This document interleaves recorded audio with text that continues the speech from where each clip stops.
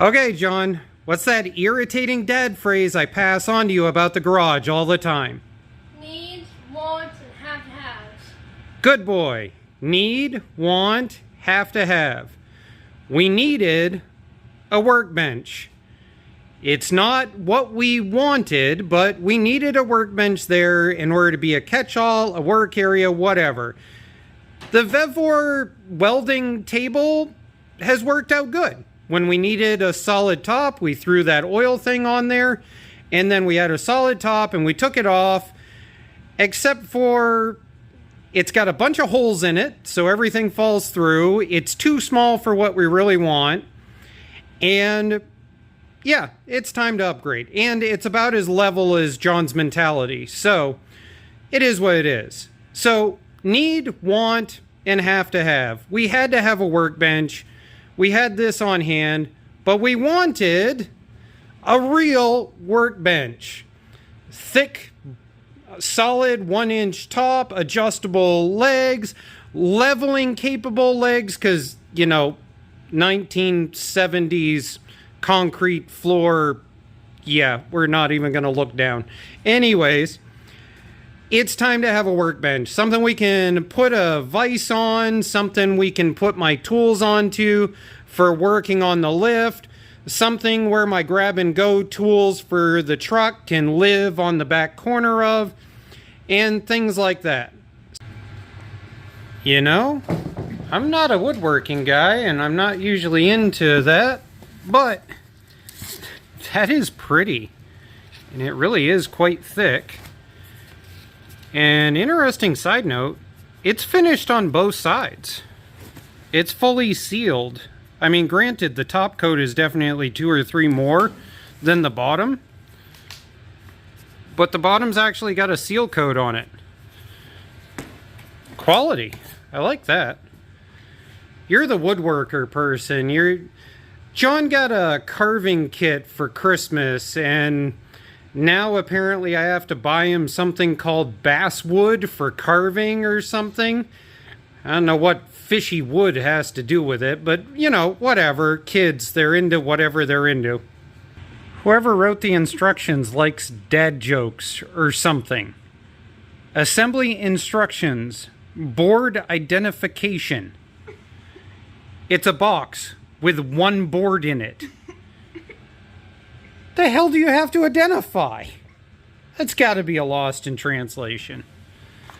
Alright, let's see what the next one is. Okay, parts list. There we go. Alright, that's why we're over here on the lift. So as I figured, you build everything upside down, flip it, and then install it on the board. Yeah, and then flip it over. Okay. The feet on this thing are no joke. That's like, wow, look at the rubber that's on those. Those are huge. There are days that John proves that he's the smarterer, because board identification, we just noticed that on these legs, it's got bolt holes, inserts to be able to put a shelf in the lower part. And so board identification was because in one of the kits there are 2 boards. I don't know. This section of video is boarding. Was that too much of a stretch? Yes. Okay, I failed on that one. Yeah. Okay. Comment section, tell me, was that a fail or was that a good one? Dad jokes for life.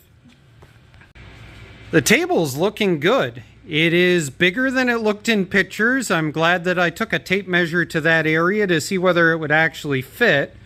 We did sort out that these down here that are pre-inserted are M8 by 1.25 pitch. So those should be pretty cheap to pick up. I think what I'm going to do is weld up maybe some angle iron or something that goes in underneath there. The other thing John and I have discussed multiple times is setting in some Dollar General totes, like the little 10-gallon totes, about like 6 to 8 of them would fit really nice underneath there and look decent enough. I don't know. We'll get using it first and then decide from there. What do you think? You like the pretty top, don't you? Yeah. You know, the sad part is I'm going to drill it to put a vise there, and I'm going to put my toolbox there, and then this is going to get destroyed with all kinds of oily grunge probably in the next year. I know. Yeah, this is why woodworking people and metal workers do not get along. I mean, I love you, but if you turn into a woodworker, I don't know what to say. $29.99. This is what John looks like when he's trying to do ta-da for all of those stupid thumbnails. Well, now that you've had your moment of looking like a wacko, I like it. I think it's cool. John and I did have a discussion just before we started rolling here that if we were to take that and whack about 2 to 4 inches off of each one of those corners and drop that whole assembly, it would actually fit perfectly underneath there. So I don't know. I don't know if I want to do the whole cut up, the nice pretty powder coated welding table. I mean, it's not a high cost welding table, and it usually tends to do nothing but store junk, but still, I don't want to cut up the pretty table. We probably will end up doing the totes underneath. Plus, it makes it easier during racing season. That's what this really did, was during racing season, we staged everything on it so that we could load right directly into the van when we were done. So totes is probably what's going to happen. And John's going to cry when I drill in order to put a vise on the corner. It's pretty. I know it's pretty. And I'm going to make it grungy. Alright, say bye-bye. Bye-bye. I don't know what he ate, but he has done nothing but fart like rotten egg all day. What did Mommy feed you? I know. What's up with the hair? What is this? Yeah? Do you need a haircut? Daddy needs a haircut too.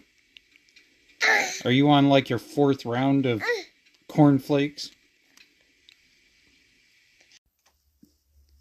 Hey you. Are you awake? Huh? Did you fart yourself awake? Admit it. Admit it. You woke up based on farts. You did. You farted and woke yourself awake. Huh? What you doing? You're so big. You're so big.